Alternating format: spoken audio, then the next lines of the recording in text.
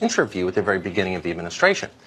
For a number of reasons you probably already heard about, none of them very significant in the cosmic scheme of things, that sentencing has been postponed until the new year. And of course, we'll bring you the details when that happens. In the meantime, though, we thought we would seize this opportunity to take stock of all that we have learned. Michael Flynn being, of course, the first major target of the Mueller investigation. That was all the way back, if you can believe it, at the beginning of last year, 2017. So it's been just about 2 years, almost, and the hunt for Russian spies on our soil has not slowed down. It has metastasized into something vast and remarkable. It's now practically its own agency of government. There are now, we think this is right, there could be more, but what we could find are a half a dozen separate Russia investigations now being conducted by the Justice Department. That does not even count the separate congressional inquiry, 4 or 5, maybe more, who knows. And then, of course, nearly 100% of the attention of every news organization in Washington, almost everyone. So what have we learned after all that time and all that money and all that attention? Well, we know that the Russians spent a total of, let's check the math, $4,700 on Google ads during the 2016 election. Try to buy a car for that. We also know that Jerome Corsi and George Papadopoulos, two people you probably had never heard of before, likely did something bad, like misremembering dates or emails, though apparently neither one of them spied for anybody. That's what we've learned. We've also learned that, and people are not noting this, but we thought it'd be worth pointing out, virtually every issue that led voters unexpectedly to support Donald Trump in 2016 remains, as of now, unresolved, in some cases not even addressed. That would include the decline of the American middle class, the drop in life expectancy, the opioid crisis, our unsecured southern border, crushing student loan debt, the global dominance of China, the quagmire in Afghanistan, infrastructure, health care costs. We could go on. You know, the little things. You haven't heard a lot about any of that lately. The news anchors have not had time to tell you about any of that because they're too busy shouting self-righteously about Michael Flynn. He lied! He lied! They, by contrast, never lie because they're good people, unlike Michael Flynn, who lied! So I guess the point is there's been a cost to our Russia fixation. Years later, we may look back and wonder what happened during the last 2 years. How did everybody in America with an Ivy League education simultaneously go insane in the space of a single year? Was there some kind of mass poisoning? Was it ergotism? It happened in medieval France. Maybe that's what happened. We're going to let historians sort that out. We're not really sure. For now, all we know for certain is that the people in charge have lost it. They really have. And if you don't believe it, listen to them explain the intricacies of the Russia conspiracy. They're mesmerized by it. It's a tale so complex, so riddled with internal contradictions, it sounds like an Eastern religion. Only they really understand it, but they mean it, and they do understand it. To them, Russia is the touchstone. It's the comprehensive theory of everything. Consider what happened, for example, last night on cable news. And it really could have been any night on cable news. MSNBC, CNN, take your pick. We just happened to be watching last night around 11 when this happened, so we're bringing it to you tonight because it's interesting and it tells you a lot. By the way, this is from the most serious news program that NBC offers on cable. It's called The 11th Hour. There are two people in the segment we're about to show you. The first is a man called Malcolm Nance. Now, Nance identifies himself as a 35-year veteran of counterintelligence work, whatever that means. His most recent book is called The Plot to Hack America. It was a national bestseller thanks to heavy promotion from MSNBC. The second man you're about to see is Brian Williams, who, of course, needs no introduction. He was the anchor of the NBC Nightly News back when that meant something. Williams is widely regarded as a good guy by people who know him, and he's absolutely, in Washington anyway, is thought of as one of the smartest people in the news business. The point is, these are not kooks on late-night radio. They are considered highly impressive people. Keep that in mind as you watch this. Williams opens the segment by explaining that Russian disinformation teams have been working to divide America and convince the population, among other totally implausible things, that Jim Comey and Robert Mueller might have political agendas. Ridiculous, right? Williams asked Malcolm Nance to comment on that proposition, and Nance says this. What Russia has done here, and where the true brilliance of this intelligence operation comes from, is way back in the early 2000s, the Russian military conducted a strategic study and started carrying out a disinformation plan in which they said that instead of carrying out kinetic warfare against your enemies, the best thing we can do is create a disinformation frame around that nation. to the point where over time, as we are constantly tearing them apart and feeding them with false information, they would actually welcome an invasion. Huh? Oh, wait a second here. This is what we in the news business call news. So for nearly 20 years, the Russians have been building a disinformation frame around the United States. What's a disinformation frame? And how does it manage to brainwash an entire population so thoroughly that they welcome a foreign invasion? I mean, that's got to be the most powerful mind control device in human history. More detail, please. This is the part of the interview where the anchor politely interrupts the guest and asks him to explain what the hell he's talking about. But Williams does not do that. He just lets Malcolm Nance keep talking, so Malcolm Nance does keep talking. So Russia has done that to the United States, and it began way before 2016. As a matter of fact, the earliest references I have with relation to Donald Trump shows that it started back in 2011. With Maria Butina and the NRA contacts with the fundamentalist Christian right and the alt-right in the United States. Russia was pushing these disinformation themes then. Then in 2013, they stood up the Russian Federation Internet Research Agency, which built all of these memes and tropes, which became the cruise missiles of fake news and disinformation designed to do what it did today: take 1/3 of the United States population and make them refuse to believe what they see before their very eyes, and may have elected a president in the process. Holy smokes. This is a tsunami of news. It turns out that Donald Trump's collusion with Russia began years before any of us suspected, way back in 2011. Here's the confusing part. In 2011, by all outward appearances, Trump was still a pretty conventional New York liberal. He went on David Letterman to read the top 10 list. He endorsed gun control. It was all a cover, a sophisticated ruse. As Malcolm Nance reveals, Trump was in fact busy plotting with the NRA, Christian fundamentalists, and the alt-right. Now keep in mind, this was years before there was such a thing as the alt-right. But that's just how stealthy this operation was. Even the Steele dossier missed it. So do the rest of us, so that's not surprising, since as Malcolm Nance has explained, thanks to Russian brainwashing, 1/3 of the U.S. population can no longer perceive reality. That's Malcolm Nance's position. What would you do if somebody repeated those exact same words to you on a city bus? You'd likely be worried. At the very least, you'd probably switch seats. Not Brian Williams. He'd move closer. Williams didn't seem to consider Nance's explanation strange in the slightest. He was deeply impressed by it. Williams asked how the Russians could have pulled off an operation this extensive without the willing help of American accomplices. Of course, Nance had an answer to that. Keep in mind, as you watch this clip, that we have not edited the tape in any way. This aired verbatim last night on MSNBC. Watch.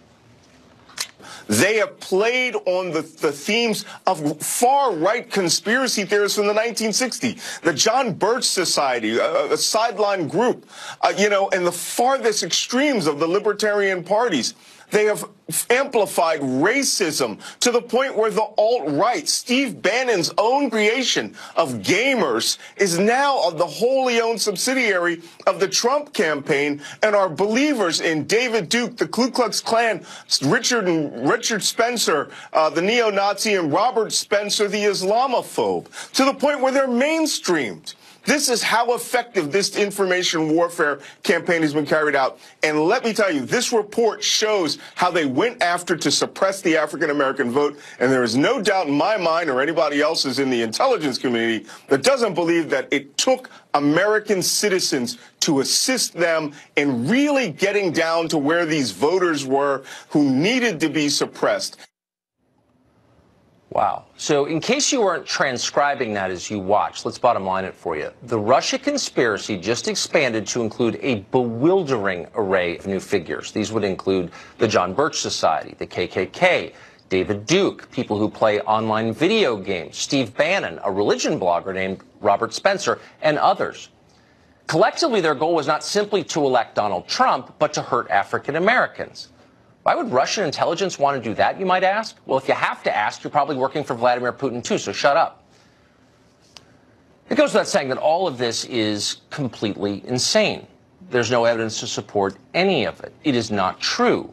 Worse than that, it's irresponsible. Keep in mind this aired on a division of NBC News, so some large number of people are likely going to believe it. They'll go to sleep worrying about the invisible disinformation frame that surrounds their country and the resurgence of the John Birch Society. And they'll wake up a little more convinced that anyone who disagrees with them is a tool of a foreign power. Because that is the real message here and of this whole conspiracy. There's no other side of the debate. There's only Russian propaganda. To a certain sort of fragile liberal, that's probably comforting to know. But it's a lie. In fact, it's its own form of propaganda. No news organization should traffic in garbage like this. News anchors exist to push back against nutty claims like these. Brian Williams bought them completely.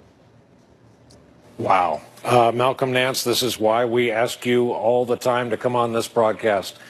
Scary stuff, but it needs to be said, needs to be heard. Thank you, sir, so much for joining us once again. It needs to be said. It needs to be heard. This is why we ask you to come on this broadcast.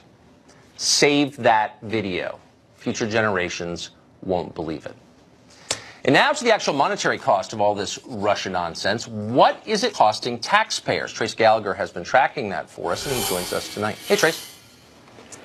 Hey, Tucker, if you back up the clock to June, President Trump blasted Robert Mueller on Twitter saying, quoting here, the Russian hoax investigation has now cost our government over $17 million and going up fast. Turns out the president was right. Brand new filings by the Department of Justice show that $17 million number has now risen to $25 million and counting. And that does not include an additional $5.5 million spent by the Department of Justice on other expenses related to the Russia investigation. Here's a quick rundown of how Mr. Mueller has spent your money over the past 6 months. $2.9 million went to the salaries and benefits of special counsel employees and Department of Justice employees. $942,000+ was spent on rent, communication, and utilities. $60,000 for printing supplies and materials.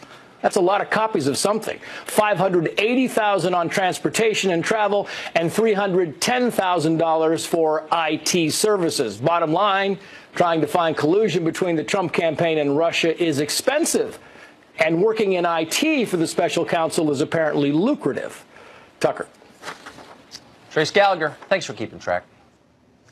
Victor Davis Hanson is a historian. He's a senior fellow at the Hoover Institution, and we're proud to say a frequent guest on the show. He joins us tonight. Professor, thank you very much for coming on. So calculate, if you would, in non-monetary terms, what you think the costs of these various Russia investigations have been to the country.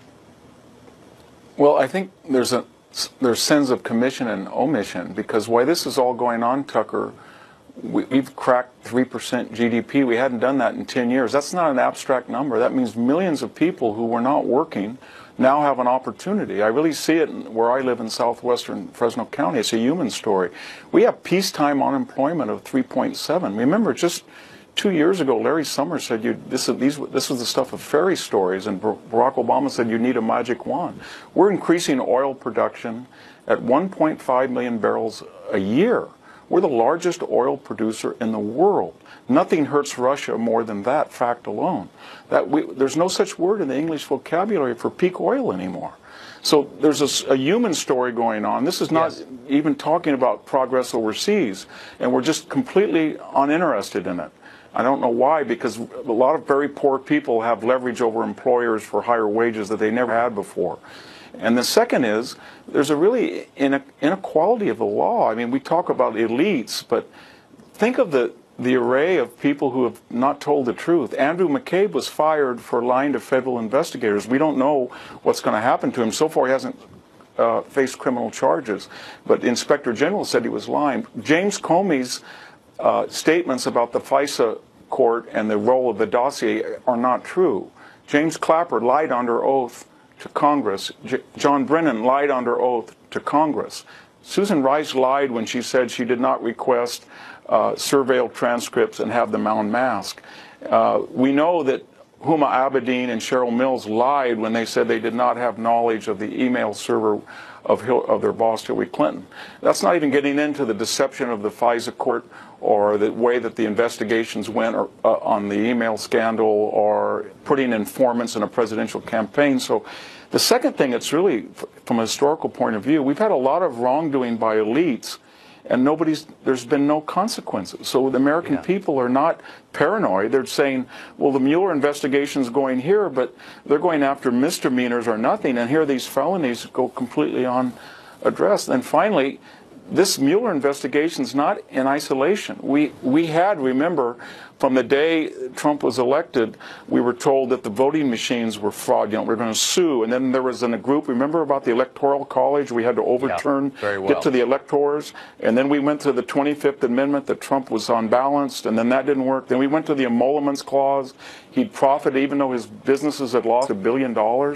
And then we gone to the Mueller. And so there's a slow motion, if you will. I don't want to be too psychodramatic like MSNBC guests, but there is sort of a slow motion coup to overturn the elections when we should just take a deep breath and say we have a chance to adjudicate this in the next 2020 election, and we do not want to destroy over 2 centuries of American constitutional jurisprudence. Because we know historically, Tucker, when you have, whether it's successful systems like ours or the Greek city-state of the 4th century or Rome in the 5th century AD or the Byzantines in the 15th century or the ancient regime in Rome, why do they fall apart? They fall apart because an elite no longer warrants the respect that they think that they deserve because they're out of touch with the people. And we have a whole bunch of people on questions of global warming as we see in Europe or immigration in Eastern Europe or here at home that feel that they can on high dictate to people and they're never subject to the ramifications of their own ideology and policy. And it's like the emperor has no clothes, and then they're surprised that Trump won, or surprised their people are rioting in Paris. What did they think was going to happen? If they were wise and had perspective and made good decisions and cared about their countries, it wouldn't bother me. But they're none of those things, unfortunately, as you know. Professor, thank you very much. Thank you.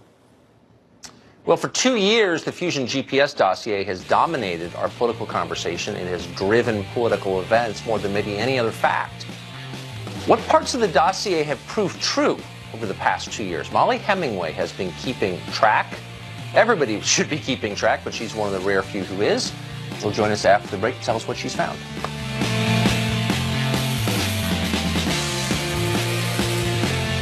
The 2-year Russia investigation is the Fusion GPS dossier. Hard to remember now, but it was originally compiled as opposition research by the Hillary Clinton for President campaign. It was then passed around to journalists and lawmakers and finally released on BuzzFeed without its contents being verified. Despite that, the dossier and its allegations have become more important than America's entire middle class. So the question is, with 2 years of thinking about it and poking around in the efforts of every news organization in Washington to verify it or not, how much of the dossier wound up being true? Molly Hemingway has been following this. She's senior editor at The Federalist. We're happy to have her tonight. So, Molly, I just want to go through a couple of the big claims in this, and you tell me if this happened or not. So the first was Michael Cohen's trip to Prague. Remember the famous trip to Prague? This is absolutely key. We're told that Michael Cohen, Donald Trump's personal attorney, went to Prague, had a secret meeting with the Duma's Konstantin Kosachev, that they discussed the collusion arrangement, and that it went really. And that this was a really important thing. In fact, not only did that meeting not take place, there's no evidence that the meeting took place, there's no evidence that Michael Cohen has ever been to Prague.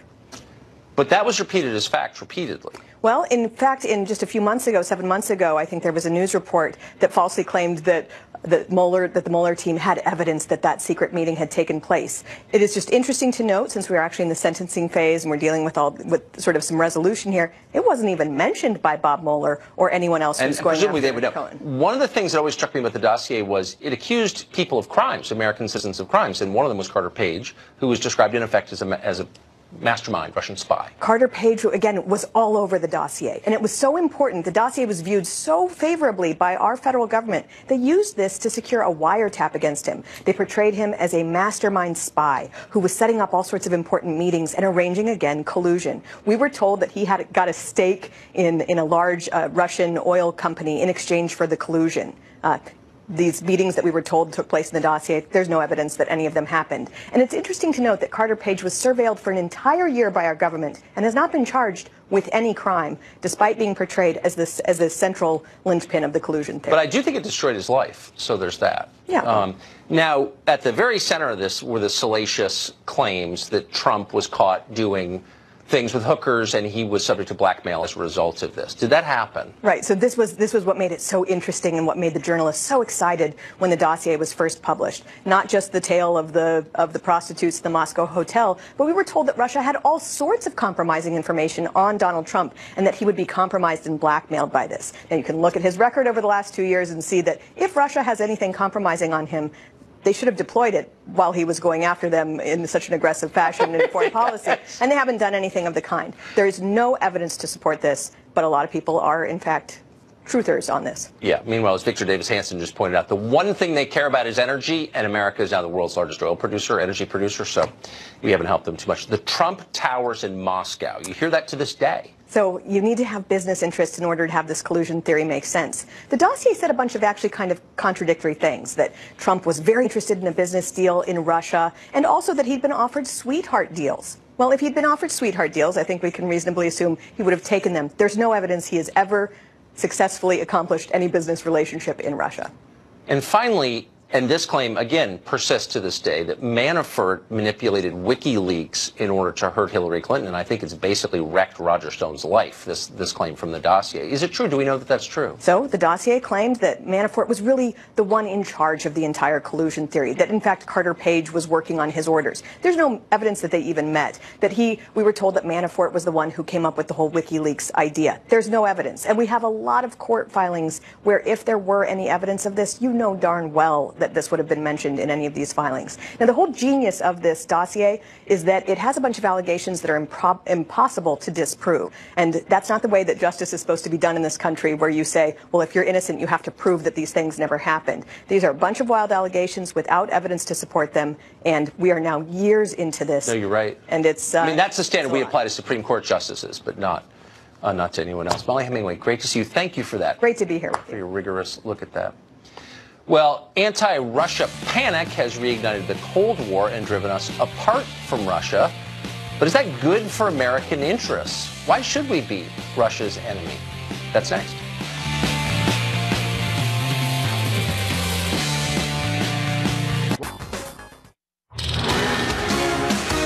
Now to an exclusive. One of the biggest stories of 2018 was the tortured confirmation process of now Justice Kavanaugh.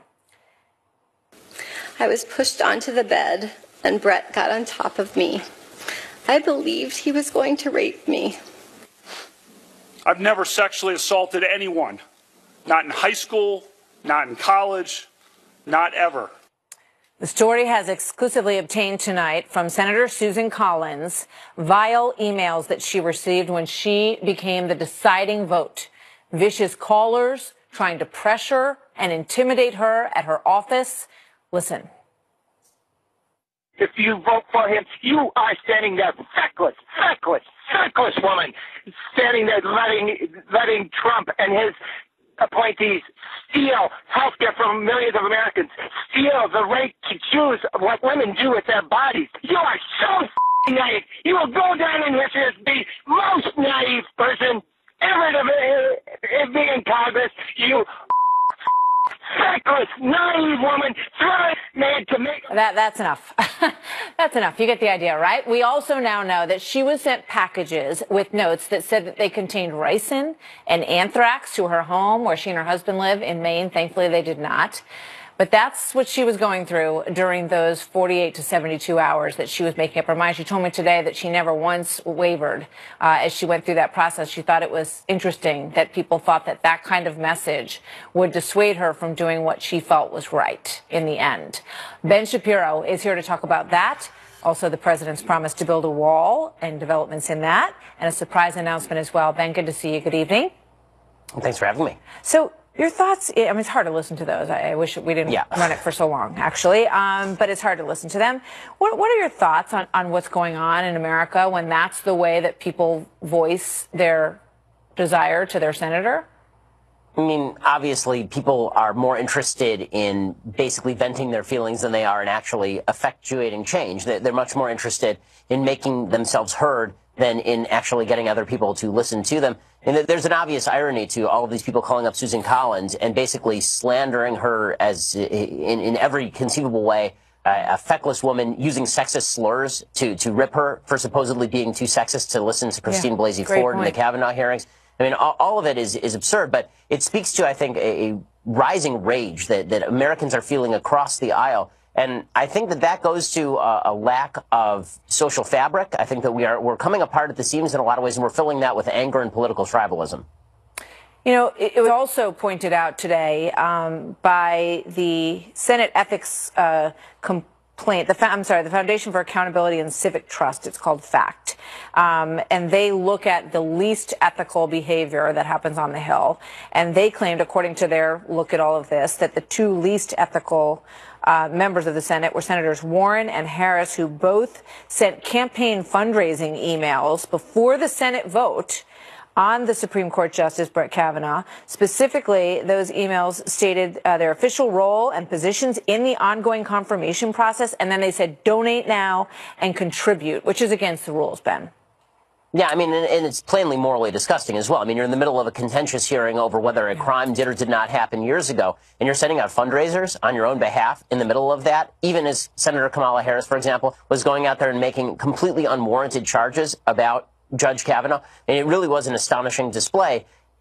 Politics has become blood sport for so many people these days, including the people who are in Congress. And let's be frank about this. Kamala Harris and Elizabeth Warren were doing this because they're both running for president in 2020. It had nothing to do with principle. It had nothing to do with decency. It had nothing to do with due process. It was a disgusting display from beginning to end. And Claire McCaskill says she thinks it's one of the reasons that she lost her race, the way that her party handled that whole process. I want to get your thoughts on the wall, because obviously this is central to what the president ran on, securing the border. And at this point, we're hearing moments ago that it sounds like from Senator Shelby, basically they've reached a kick the can down the road agreement. I know that's a real shock. So it looks like they're going to deal with funding the government in the new year. That's the big breaking news. Surprise, surprise. It always tends to be a bluff when people talk government shutdown. What's kind of shocking about this is that Chuck Schumer tried this exact same tactic back in January 2018, and it went so badly for him that he ended up backing off. It seems to me that if the president really wanted to press the issue, there were ways for him to press the issue right here, especially given the fact that he's not going to get another shot at this. I mean, once the Democrats are in charge of the House, then the chances that he gets anything remotely resembling anything like border funding completely dissipate, especially in the midst of investigations they're sure to launch against him. The president, I think, should have taken a stronger position here. I think that his supporters have a right to be upset with that.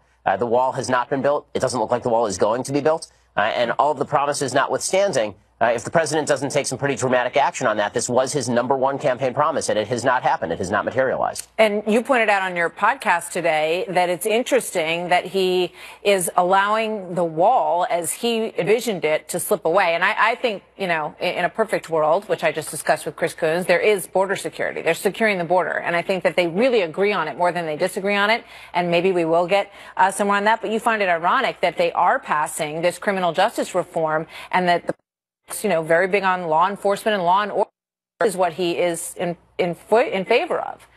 I mean, it's definitely interesting that at the same time we're talking about not getting the funding for a border wall, we're talking about passing criminal justice reform, which, I mean, at the very least is controversial. Criminals it's going to end up letting out of prison. Whether or not those people end up being safe on the streets is actually an open question and a matter of open debate inside the Republican caucus. It's definitely a bizarre move by President Trump. Maybe he's trying to reach out to the middle in preparation for 2020, or maybe this is just incoherence. Whatever it is, I think the president, he's been fond of using the bullet pulpit in the past for particular things he cares about. It seems to me that if he cares about the wall, if he cares about border security, if he cares about law and order, then this would be a great time for him to get on the stump and talk about it. Well, you want to get on the stump and talk about something, and you have a big announcement. So tell us what you're rolling out tonight. I have a brand new book. It's called The Right Side of History. I'm really excited to share the cover with you. It's, I think, a really important book. It really is about the hole in our heart that's been left by the abandonment of Judeo-Christian values, as well as the basic concepts of reason, and how we're filling that with rage and anger and tribalism, and how we really need to create a new social fabric built around the eternal principles that are enshrined in the Constitution but have roots that are thousands of years older than that. How do you get them back? Well, I think the way you get them back is first by addressing the lack of them. You know, we are not living in a society that is grounded in a moral vision. And if we don't go back to the basics, if we don't relearn our Bible, if we don't relearn our Aristotle, if we don't relearn our Federalist Papers, then we are basically taking all of the gains of Western civilization without understanding how we came to this point in the first place. And then we're ripping away the roots of the tree that we are standing on a branch of. I mean, you do that, the tree's going to topple, and that's what we're seeing happening right now. So how, you know, I mean, you're a dad. How do you try to do that with your children? Well, I mean, first of all, I inculcate them certain basic values. They are made in God's image. They're unique individuals made in God's image, that they have the capacity to reason, and that the best way to work in the world is to work through that reason in trying to interpret a predictable universe that you can understand, that you have the capacity to get together with others and make a difference, but you're never allowed to force your views on other people. These used to be basic American principles, and if we don't inculcate them in our kids from the time that they are born and then enrich them with that continuing message over time, then everything starts to fall apart. We lose what bound us together in the first place. Ben, thanks. We'll talk to you soon. Good to have you here tonight. Thanks so much. So this Thursday, an exclusive interview with Senator Susan Collins and her response to those messages that were left for her and what she went through in order to reach her decision in that vote, things she has never talked about before, and that's why we call it the untold story from Susan Collins, one of the biggest stories of the year, what really went on in the background, Thursday night at 7 p.m. Also, up next tonight, a fresh look at the rules of engagement after the case of this former Green Beret who has been charged with murder has sparked a national conversation. The characterization of my husband that is up there is absolutely incongruent with the person he is. This is absolutely disgusting how they're portraying him as a cold-blooded murderer.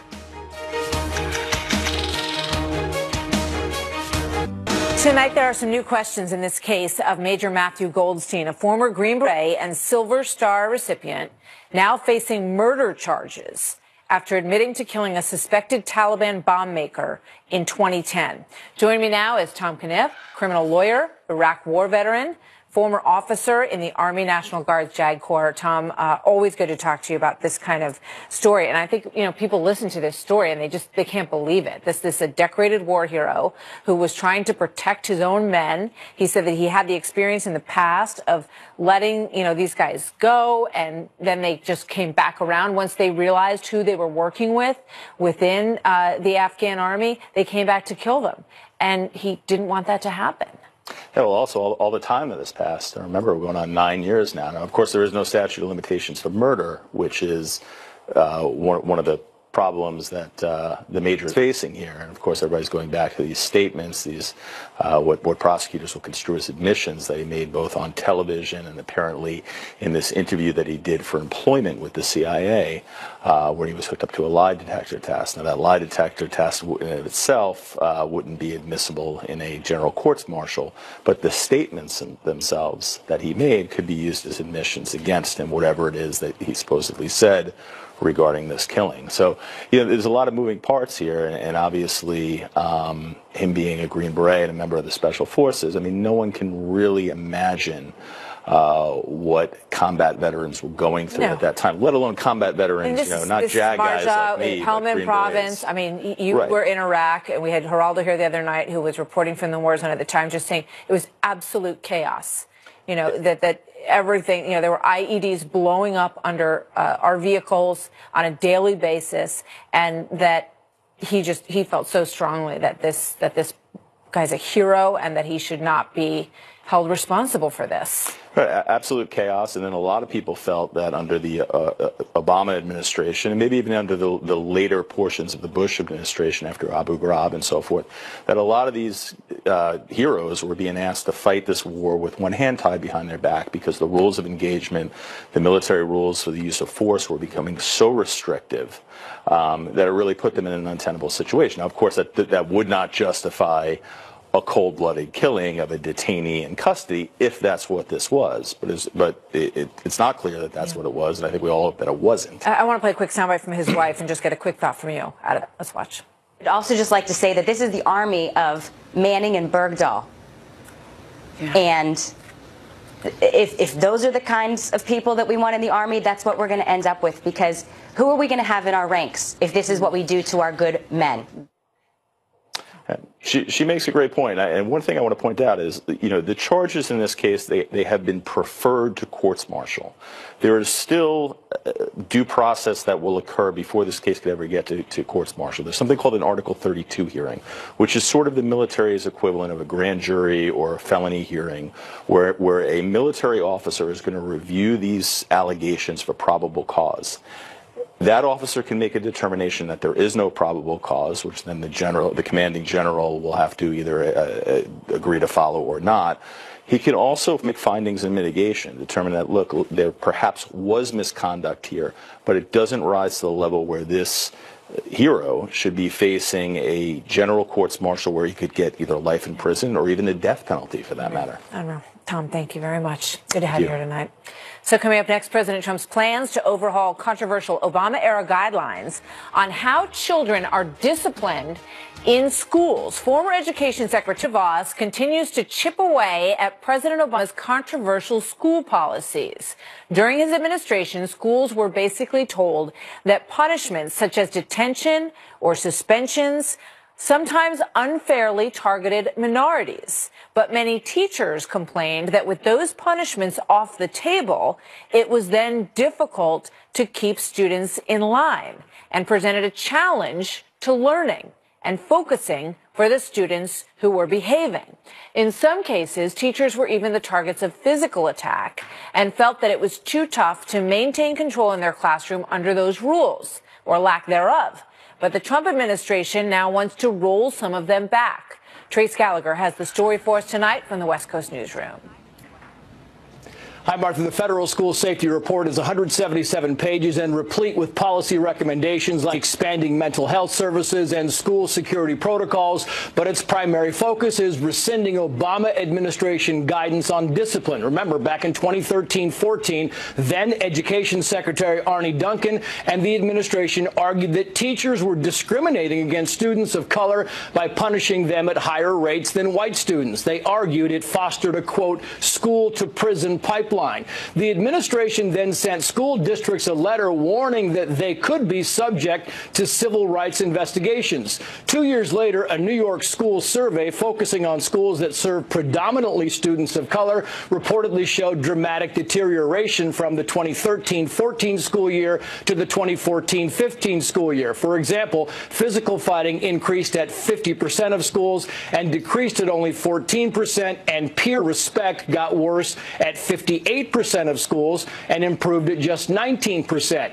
USA Today says that during that same time frame, schools in St. Paul, Minnesota said that assaults against teachers and other school staff had tripled. The School Safety Commission report says the Obama guidance, quoting here, sent the unfortunate message that the federal government, rather than teachers and local administrators, best handle school discipline. And a Charleston, South Carolina teacher summed it up more bluntly, quoting, "Once the kid finds out he can say F you, flip over a table, and he won't get suspended, that's that." And it's important to note that instead of being expelled or arrested after numerous incidents of bad behavior, Marjorie Stoneman Douglas High School shooter Nicholas Cruz was also placed in an alternative program. Even though Cruz is white and his program had nothing to do with Obama-era guidance, Florida Senator Marco Rubio said it shows that failing to report troubled students to law enforcement can have dangerous repercussions. Today at the White House, some parents of those who lost children in the Parkland shooting praised the report. Watch.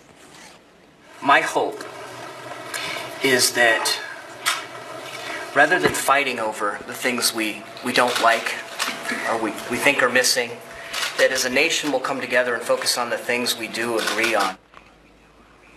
Critics of the report say it was prompted by the Parkland shooting and yet does nothing to address gun violence, though it does offer some recommendations for school districts that plan to arm teachers. Martha. Trace, thank you very much. Here now, Bill Bennett served as Education Secretary under President Reagan, also a Fox News contributor and author of The True St. Nicholas, Why He Matters to Christmas, which we'll get to in just a moment. Bill, your thoughts on these changes from Betsy DeVos? I think they're correct. I think the commission and Secretary DeVos did the right thing. You had a situation getting out of hand. The New York Times did a big story on this today and blamed the commission and said they ignored what happened in Parkland. In fact, they actually learned the lessons of Parkland. The murderer, Mr. Cruz, should have been handed over to the police. He did several things that were illegal and threatening, but under the atmosphere created by the Obama-era guidelines, leniency was the order of the day. There are real concerns about the school-to-prison pipeline, and they can and should be addressed. They're best addressed with good programs and by sound policies made at the local level. But simply to take the blunt instrument that the Obama administration did and said, if you have 20 black students and 10 white students, that means you must discipline them in those exact proportions, fails to take into account student differences, family differences, background differences, and the like. Teachers and administrators have to have the discretion to act when they think they should. They didn't act in the case of Parkland, and that cost the lives of a number of people. Yeah. And we think about them this Christmas. Those families are going to have a very tough Christmas. Yes, we do. No doubt. Yes, we do. And speaking of Christmas, you have written a book about the true spirit of St. Nicholas and the idea that not a lot of people know who he really is. Right. This is a happier story. Certainly is. This is the true St. Nicholas. He was a real guy.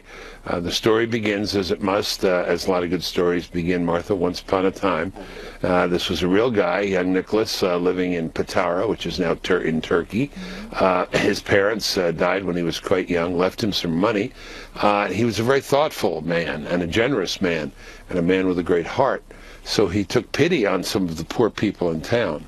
Particularly a gentleman who had 3 daughters, and none could get married because they didn't have the dowry sufficient at the time. So one night, late at night, and he did